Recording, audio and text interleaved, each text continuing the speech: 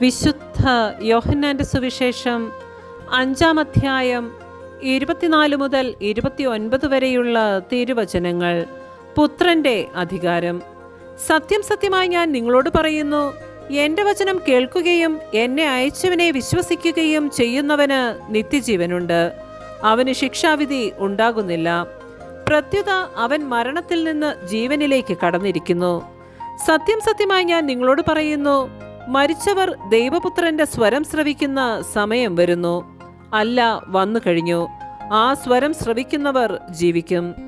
എന്തെന്നാൽ പിതാവിന് തന്നിൽ തന്നെ ജീവനുള്ളതുപോലെ പുത്രനും തന്നിൽ തന്നെ ജീവനുണ്ടാകാൻ അവിടുന്ന് വരം നൽകിയിരിക്കുന്നു.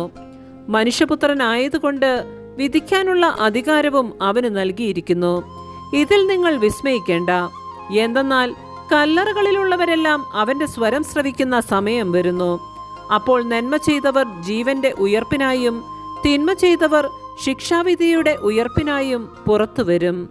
നമ്മുടെ കർത്താവായ മിശിഹായ്ക്ക് സ്തുതി.